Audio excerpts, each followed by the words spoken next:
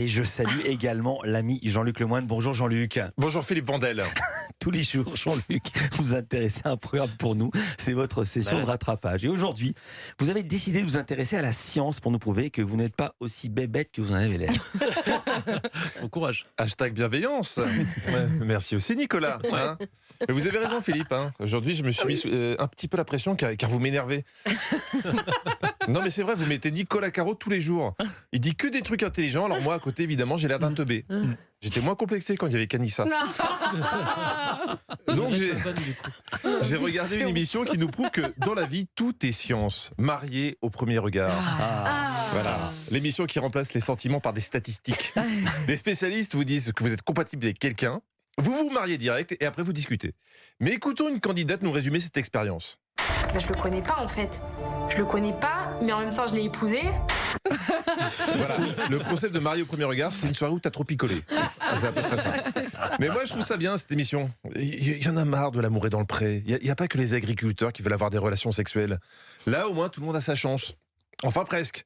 Parce qu'il y a quand même un détail que la production n'a jamais annoncé dans les communiqués de presse. Écoutez ces différents candidats, je crois qu'il y a un point commun. Ça te fait quoi alors d'être à Montpellier et de venir chez ton mari? T'habites où? À Montpellier. Enfin, à Castelnau. Incroyable. Pourquoi t'habites où toi? Montpellier. Quant à Pascal, il est rentré chez lui près de Montpellier. On fait un petit repas avec nos amis, qui sont nos témoins de mariage. Ils habitent tous les deux Montpellier. C'est de la télé locale. Voilà, le vrai titre de l'émission, c'est Marié à Montpellier au premier regard. Hein. Est-ce qu'on nous prendrait pas pour des jambons, hein? Mais je vais être honnête, il y avait une candidate qui s'est démarquée.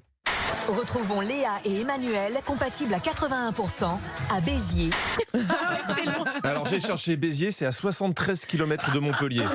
On nous dit que c'est des sexologues qui décident des compatibilités. Arrête de mentir, c'est Google Maps. Ils nous font croire qu'ils veulent faire des couples et ils veulent surtout limiter les frais kilométriques.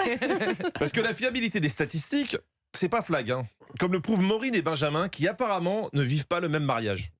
Elle a un très joli regard, des yeux profonds et un très beau sourire.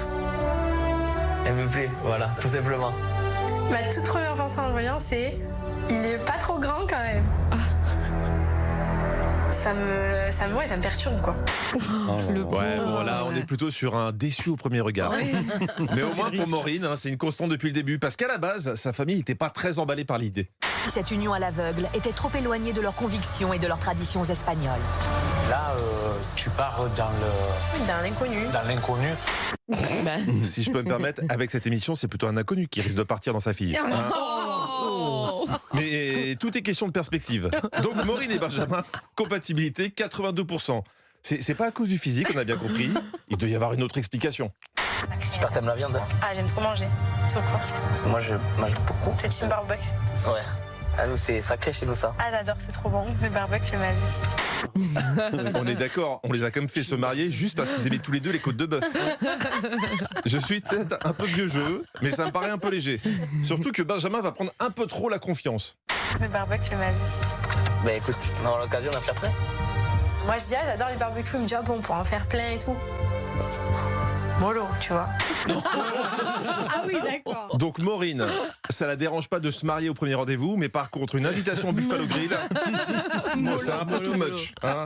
Elle est très étrange parce que tu la sens pas hyper motivée. J'ai l'impression qu'il va essayer de tout bien faire. Je le sens vraiment attentionné. C'est normal, c'est mon mari, il veut m'aider. Mais là, c'est trop.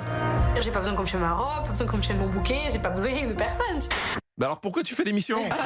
Laisse ta place. Il y a d'autres gens qui cherchent l'amour à Montpellier. Hein.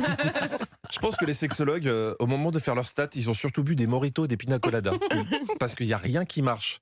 Mais ce qui est bien, c'est qu'il y a zéro remise en question. Écoutez comment Gilbert Boujaoudé explique le manque d'entrain de la jeune femme. Maureen est méconnaissable, comme tétanisée depuis son arrivée sur le lieu de cérémonie.